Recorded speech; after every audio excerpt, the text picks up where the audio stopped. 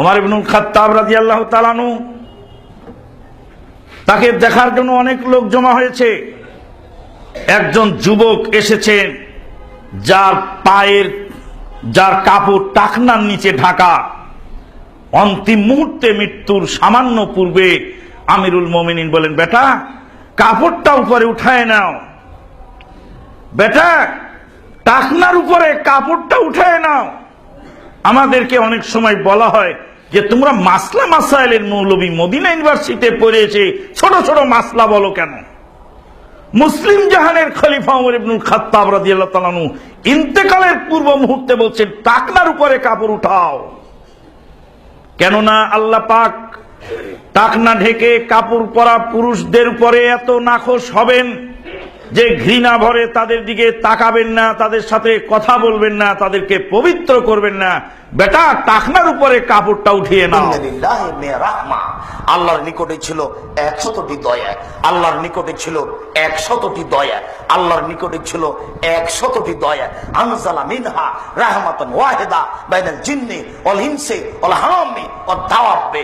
তার একটি দয়া আল্লাহ ভাগ করে দিয়েছেন জিনের মাঝে, মানুষের মাঝে, পশু প্রাণীর মাঝে।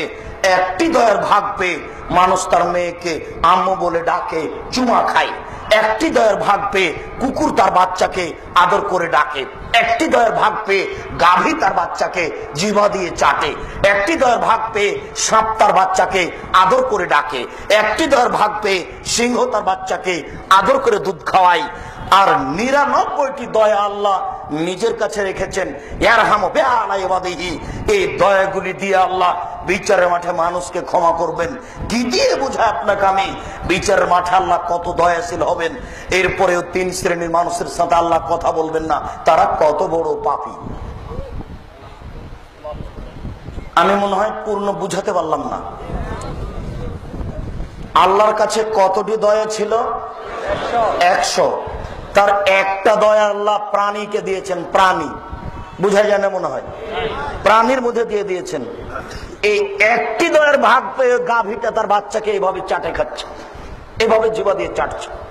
আর একটি দয়ার ভাগ পেয়ে আপনার মেয়েকে আপনি এইভাবে চুমা খাচ্ছেন। 99টা দয়া আল্লাহ নিজের কাছে রেখেছেন। এইগুলি দিয়ে বিচার মাঠে আল্লাহ মানুষকে মাফ করবেন। এরপরে আল্লাহ 3 শ্রেণীর মানুষের সাথে কথা বলবেন না, তারা কত বড় পাপী। আমি আপনাকে কি দিয়ে বুঝাই তারা কত বড় পাপী? তার 1 শ্রেণীর মানুষ হচ্ছে যারা পায়জামা প্যান্ট লুঙ্গি টাকনোর নিচে রাখে। এই ছেলে, আমি তোমাকে শতবার বলেছি, জন্ম দিতে পারলেই মা হওয়া যায় না, জন্ম দিতে পারলেই বাপ হওয়া যায় না, প্রসাব করাতে পারলেই মা হওয়া যায় না, বাচ্চাকে দুধ পান করাতে পারলেই মা হওয়া যায় না। পাগলিও বাচ্চাকে প্রসাব করাতে পারে, পাগলিও বাচ্চাকে দুধ খাওয়াতে পারে। শোনো, এই যে তোমার ছোট ভাইটা প্যান্টটা পরে আছে টাকনোর নিচে, তোমার মা বলে না, আব্বু ছি ছি ছি, আব্বু আব্বু করেছো কি? আসো আসো আসো, প্যান্টটা খুলো আব্বু, প্যান্টটা খুলো, আমি কেটে দিই। করেছো কি তুমি? আরে প্যান্টটা টাকনোর নিচে আব্বু। 3 শ্রেণীর মানুষের সাথে আব্বু বিচারের মাঠে আল্লাহ কথা বলবেন না। তার 1 শ্রেণীর মানুষ হচ্ছে যারা পায়জামা প্যান্ট লুঙ্গি টাকনোর নিচে রাখে। আব্বু খুলো খুলো খুলো, কেটে দিই। এই কথা তোমার মা বলতে পারে, পাগলি বলতে পারে না। যদি তোমার মা না বলে তাহলে তোমার মা পাগলির চেয়ে খারাপ কিনা বলো? তোমার মাকে যদি আমি অশিক্ষিতা প্রমাণ করতে না পারি, জাতির সামনে বক্তব্য দেব না। তোমার মা এই কলেজের প্রধান শিক্ষিকা, প্রিন্সিপাল। তোমার মা হাই স্কুলের হেডমাস্টার হতে পারে। 14 বার মাস্টার ডিগ্রি পাস করলেও তোমার মা জানে না বাচ্চাকে কিভাবে লালন পালন করতে হয়। এমনিতেই পশু প্রাণীর মতো বাচ্চাকে খাওয়িয়ে নিয়ে বাচ্চাকে কোলে তুলে রিক্সায় নিয়ে চলে গেছে স্কুল।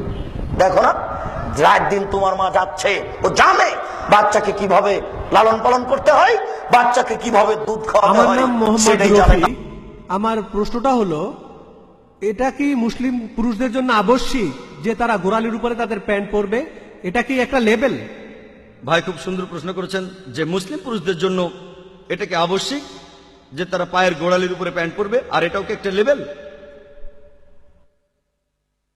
এর উত্তর পাবেন কোরআন এবং সহিহ হাদিসে। এটার উল্লেখ আছে সহিহ বুখারীতে 7 নম্বর খণ্ড, আছে বুক অফ ড্রেসে 4 নম্বর অধ্যায়ে।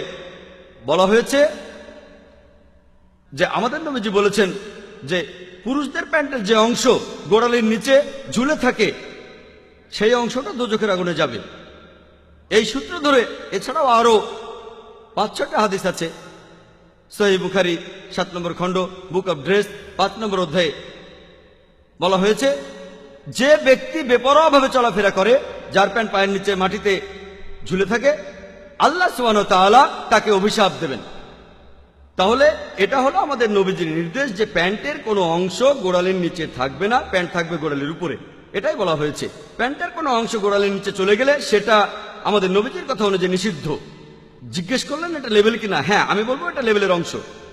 হয়তো টুপি আর দাড়ির মতো এত স্পষ্ট লেভেল না, কারণ আমরা সবসময় প্যান্টের নিচের দিকে তাকাই না, তবে এটা একটা লেভেল। আর যদি বেশি তাকওয়া থাকে আর এটা মেনে চলেন তাহলে বলবো আলহামদুলিল্লাহ। যার বেশি তাকওয়া আছে, যে আমাদের নবীজির কথাগুলো মেনে চলতে চায়, তাদেরকে বলবো এই হাদিসগুলো মেনে চলেন আপনারা। আর যেটা করবেন, আপনারা প্যান্ট পরলে গোড়ালির উপরে পরবেন, এটা একটা লেভেল বলতে পারেন। এটা আসলে অতটা চোখে পড়ে না, যেমন পড়ে দাড়ি আর টুপি। এগুলো দেখতে পাওয়া যায় অনেক দূর থেকে, যেমন এখান থেকে দেখতে পাচ্ছি আলহামদুলিল্লাহ। প্যান্ট এখান থেকে দেখতে পাচ্ছি না। তবে যদি বলেন এটা একটা লেভেল, আমার কোনো আপত্তি থাকবে না যে এটা আসলে একটা লেভেল।